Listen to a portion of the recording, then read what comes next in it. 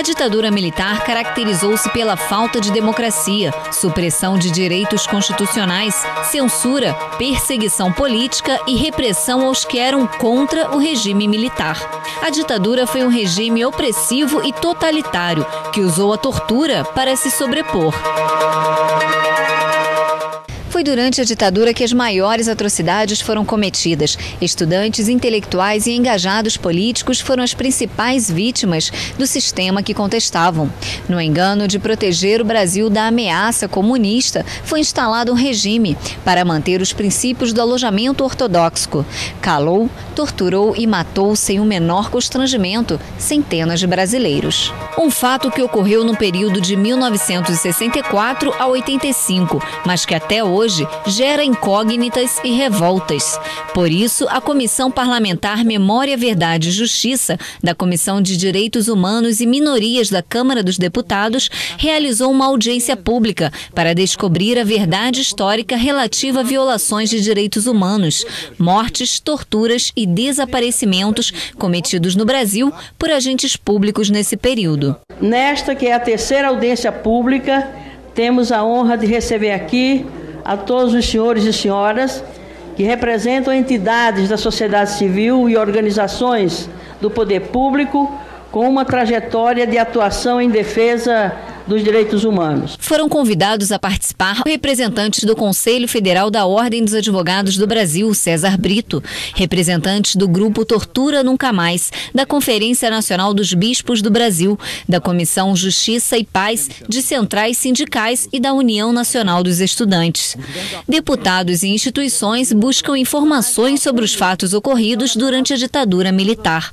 O representante do Conselho da OAB deixou claro que os militares que resistiram à ditadura, cumprindo com o dever constitucional, continuam sendo punidos. Criaram um regime especial em que eles não recuperam a patente, não são reintegrados às Forças Armadas e se morrerem, os seus familiares não têm direito à pensão. Continuam os militares, os que resistiram, sendo punidos pela ditadura militar. O presidente do Movimento de Justiça e Direitos Humanos de Porto Alegre sugeriu na audiência que a Comissão Parlamentar e o governo brasileiro solicitassem ao governo dos Estados Unidos documentos sobre a ditadura militar no Brasil. Eu venho insistindo há muito tempo que se peça ao governo norte-americano que forneça ao Brasil toda a documentação desclassificada que eles possuem. Porque nós podemos criticar os americanos por várias coisas, certamente muitas delas teremos razão. Mas eles costumam cumprir a sua lei. E os documentos são desclassificados. E são levados para a Universidade George Washington. E lá tem muitos documentos. Na Argentina, o governo Menem foi pedido.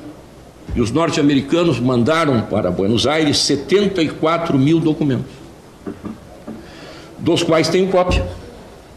O governo argentino me forneceu cópia.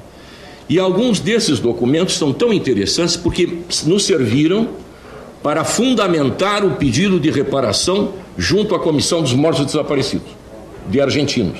Por que o Brasil não pede? Já que há dificuldade, por que não pede? O governo americano vai disponibilizar. Nós estamos perdendo uma oportunidade, estando a presidenta Dilma lá em Washington.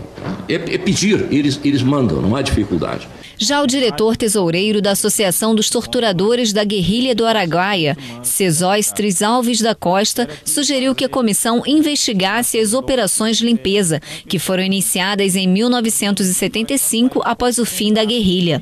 Essas operações tinham como objetivo retirar os vestígios da guerrilha, impossibilitando a reconstituição dos episódios e das circunstâncias sobre a morte dos guerrilheiros. Existem dezenas de relatos, inclusive que eu tenho documentos, vídeos e depoimentos que comprovam isso, da presença do Major Curió e de dezenas de outros oficiais, membros do DOI-CODE, do DOPS, participando dessas operações de limpezas, que eu vou estar passando posteriormente aqui à presidência da comissão. Precisamos também identificar, e a comissão, na verdade, terá a missão de analisar e esclarecer a participação de todos os agentes nas operações de limpeza. E isso tem sido também obstáculo para a gente durante os trabalhos de campo do Grupo de Trabalho Araguaia, que foi criado em 2009, para cumprir uma sentença da juíza federal, doutora Solange Salgado, né?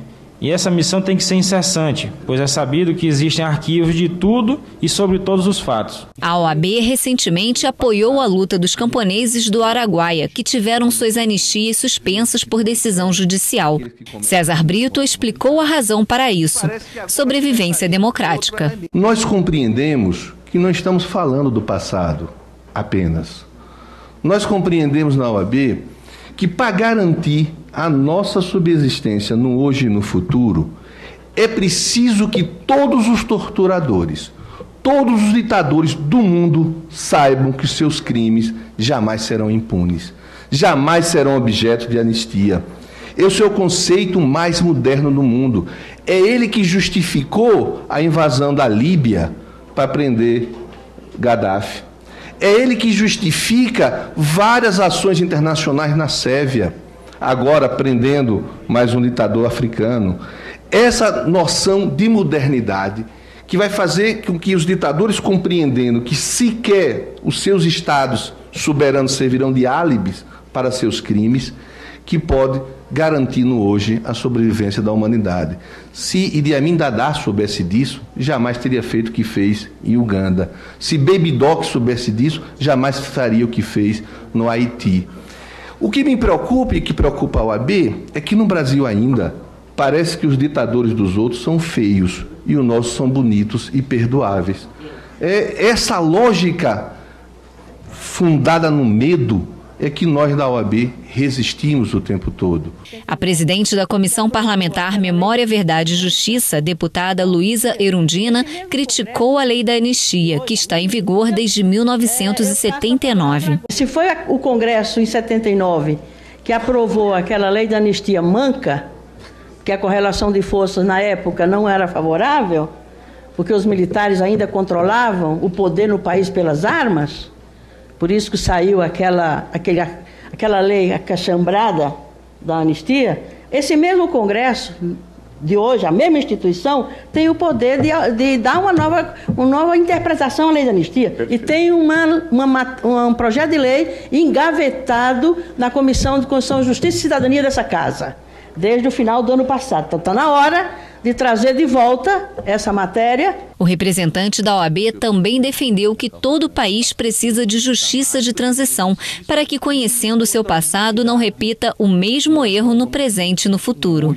Nós defendemos que todo o país precisa de sua justiça de transição para que, conhecendo o seu passado, não repita o seu erro no hoje e no futuro. E nós compreendemos que no conceito de justiça de transição, o Brasil ainda deve muito a nós mesmos. Nós cumprimos no conceito de justiça de transição a anistia, a reparação com a comissão de anistia. Não cumprimos o dever de punição àqueles que cometem crime contra a humanidade. E parece que agora começaremos um outro elemento, que é o direito à história, o direito à memória e à verdade. Estranha-nos a demora, mas o Brasil está preparado e necessariamente tem que discutir o direito à memória e à verdade. Se nós perdoamos o torturador, se nós aceitamos normal torturar, vamos acontecer o que acontece ainda nas delegacias brasileiras, a tortura ainda como objeto de prova válida e estimulada por parte da sociedade quando tem um objeto seu roubado. Naquela frase, dê um apertinho que ele resolve. Enquanto não compreendermos que isso é crime contra a humanidade, nós não vamos ter um hoje garantido, um hoje democrático, um hoje republicano.